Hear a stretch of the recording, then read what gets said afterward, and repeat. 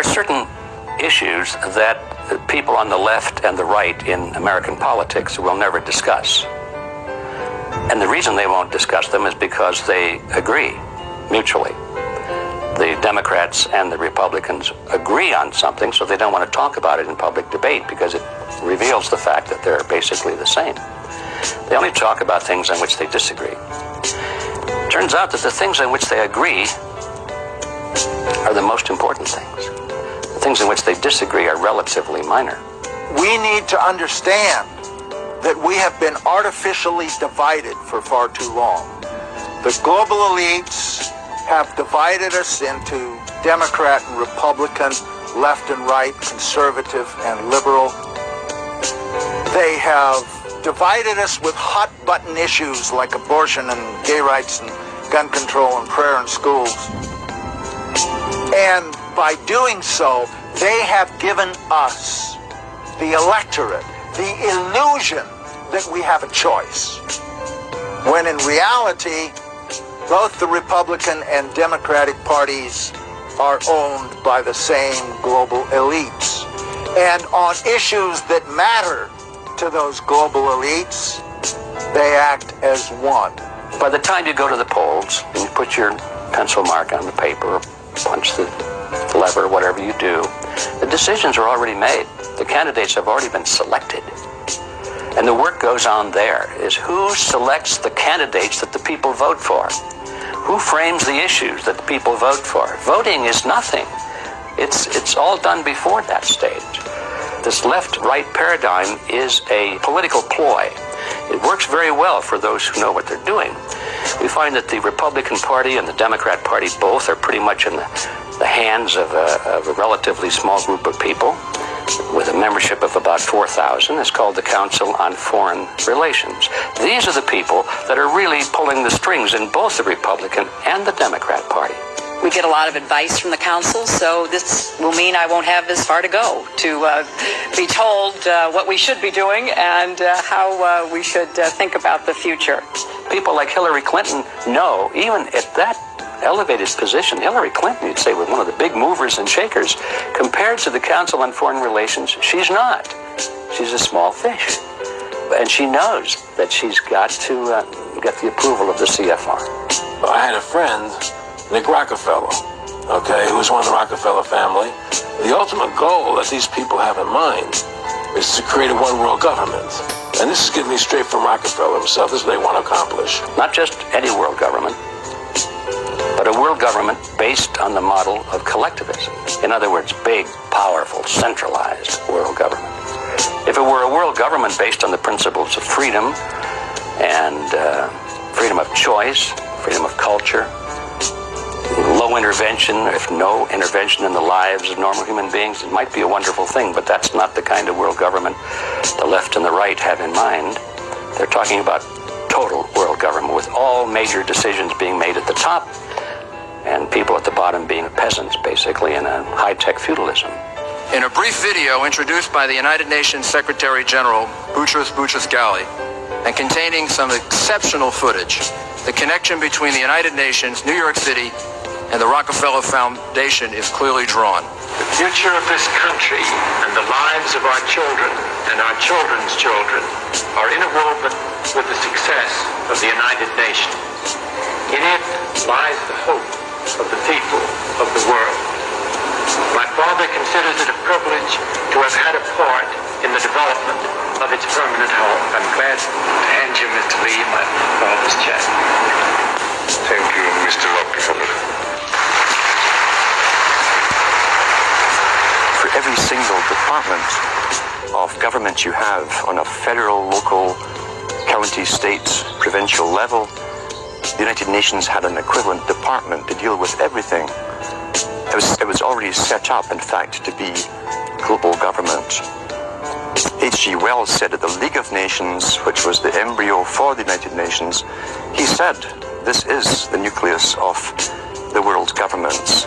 When eventually all laws will come from there, be passed and signed into law by treaty of all the member countries. Eventually, we won't even have to go through the farce, and that's what it is, of voting in parties or candidates, because because in the latter part of the 20th century and now into the 21st century, we're being trained, rather obviously, to simply accept rule by experts, rule by scientists, rule by professionals, and that's what they mean when they call governance.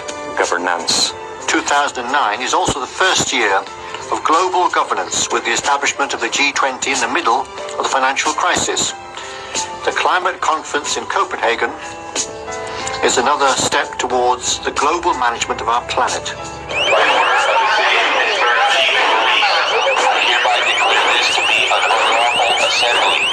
If people would just engage a few more brain cells, open the eyes and look, they will see the scale of fascism, no other word for it, that we are being subjected to today. I remember we had an FBI consultant on the picture telling me that they can use your ADT security box microphone to get your stuff that's going on in your house, or OnStar, they could shut your car down. And he told me that 1 in 5 phone calls that you make are recorded and logged. And I laughed at him, and then he played back a phone conversation I'd had 2 years prior to joining the picture, the FBI consultant. And it was like one of those phone calls, was like, you know, what are you wearing type of things. Really? Yeah, so it was mad weird. So you mean they had a record of you from 2 years prior to me joining the picture. Even being associated with the movie? With the movie. Well, that seems It's extremely creepy. Tim, is there any way, now obviously it was a voicemail, they could try to get the phone companies to give that up at this point, but if it's not a voicemail, it's just a conversation. There's no way they actually can find out what happened, right? Unless she tells them. No, there is a way. We certainly have ways in national security investigations to find out exactly what was said in that conversation. It's not necessarily something that the FBI is going to want to present in court, but it may help lead the investigation and or lead the questioning of her. So somewhere it's being digitized, or they can actually get that. Because people were saying, look, that wouldn't be possible. It's pretty incredible what you're saying. No, welcome to America. All of that stuff is being captured as we speak, whether we know it or like it or not. Note to self, as Deb Farrick just said here, yeah. First up tonight in the news, yes, the re-education camps do apply to American citizens. I understand this is shocking, but the time for denial is over. Yesterday, of course, we covered the leaked U.S. Army document that outlines the plan for re-education camps in America. I can't believe it either, but yes, they do use the word re-education, and they repeatedly refer to operations inside U.S. territory. Paul Watson has highlighted all the quotes about how the psychological operations officers are going to be brainwashing people in the camps, determining who needs to be indoctrinated, and on, all part of this Department of Defense document for internment and resettlement specialists. So it refers to in the document DCs, that's displaced citizens or civilian internees. It talks about things like implementing policies, quote, within U.S. territory. What we have here is the camps we've been sold under the guise of the war on terror now being legitimized for use with American citizens as they pass the National Defense Authorization Act, authorizing the indefinite detention of even American citizens without any due process.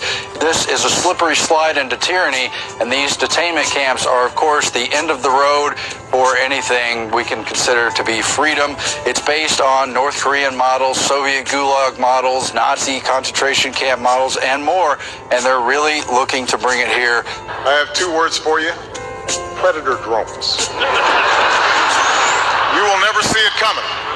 All collectivist systems eventually deteriorate into a police state because it's the only way you can hold it together.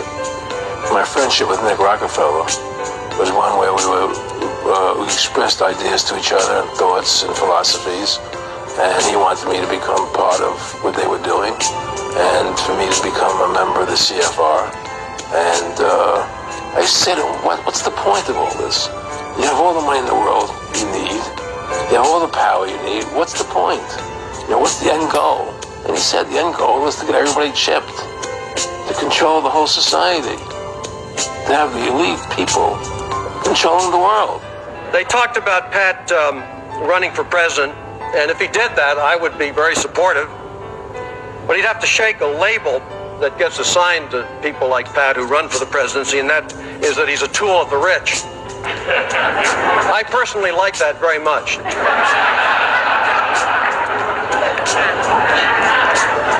father told me that's the way the system is meant to work.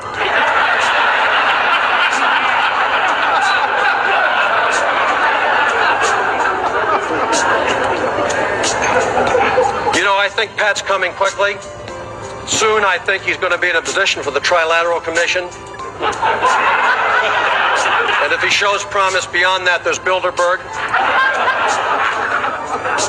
World control, Pat. Settle for nothing else. At the top of this conspiracy are a handful of ultra-wealthy multi-billionaires in the world. Some of them have been conspiring for more than a century. Their tools are the Council on Foreign Relations, the Bilderbergers, the Trilateral Commission. And they have tools in other countries as well. Now, they've taken over our government, both Republicans and Democrats. There's no difference anymore between the two parties. They control both parties. It doesn't matter to them which one wins, because who's ever running for president will be someone they anoint. And the fact of the matter happens to be that you can't win an election unless you have enough money to win. They make sure who gets the money. And they've even written about it.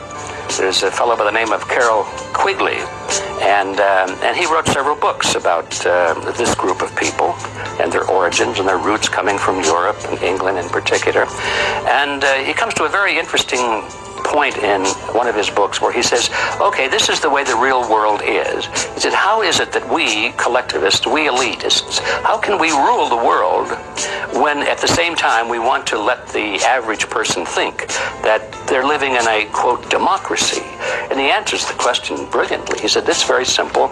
You've got to have two major political parties, and they'll both have the same major goals, the same basic fundamental principles, and they'll argue with each other on the surface with slogans and leadership and style and all of that sort of thing. He said, but we will control them both. There's the strategy. There's the whole scam behind this left-right paradigm. When you understand this history and this reality, you look at it and you say, well, yes, we've got a left wing and a right wing, but they're just opposite wings of the same ugly bird. And we have our cheerleaders, you know, the news commentators and the talk show hosts on the left and on the right, and they frame the debate. They won't let the American people debate the real issues. They won't let them even think about the real issues, which are we going to keep American sovereignty or not? Are we going to let the Federal Reserve System, which is a banking cartel, continue to run our government or not? They won't let us talk about those things. Ron Paul, what's your perspective on how the media has been ignoring him and demonizing him? It's fascinating. I must say, the more I listen to and the more I read what Ron Paul has to say, the more fascinated and the more respect I have for this guy, because this guy's got courage. He understands that people want to be set free from big government, and he's not, you know, he's not scared of taking on any issue at all. And you know, I watch him. There was one of the primaries the other day where Ron Paul got 27%, an amazing figure, and yet the BBC virtually refuse to even admit the fact that he's actually contesting the race. And I understand that many conventional parts of the US media have been the same. And by the way, this pretending Ron Paul doesn't exist for some reason has been going on for weeks. A new Gallup survey showing Rick Perry running second to Mitt Romney, knocking down Iowa favorite Michelle Bachmann to fourth. Behind who? Fourth behind who? How did Libertarian Ron Paul become the 13th floor in a hotel? And it's kind of, you get a Ron Paul figure that comes along and challenges basic assumptions. And perhaps, to some extent, I've tried to do some of the same things over on this side of the Atlantic. And it's like a media blackout. That tells you there's the evidence that it's controlled. The owners of this country are the voters of this country. You're wrong about that, my friend. Aren't the owners of this country the voters in this country who elected George Bush? No, they're not. Listen, for politics, these elections are a charade. It is a charade. Okay. They are meant to... Well, I'll tell you, just listen for a minute. Learn a little something. The elections and politicians are in place in order to give Americans the illusion that they have freedom of choice. You don't really have choice in this country. This is not a party issue. This is not a left-right issue. The question is not, should we have big government or little government? The question is, who should government serve? And it should serve the people. And it hasn't been doing it. And it still isn't doing it. And changing from Republican to Democrat or Democrat to Republican is not going to change that. So that's the problem. As long as we depend on the phony wrestlers and depend upon their well-paid cheerleaders in the media to keep us focused on secondary issues, we're never going to get out of this mess.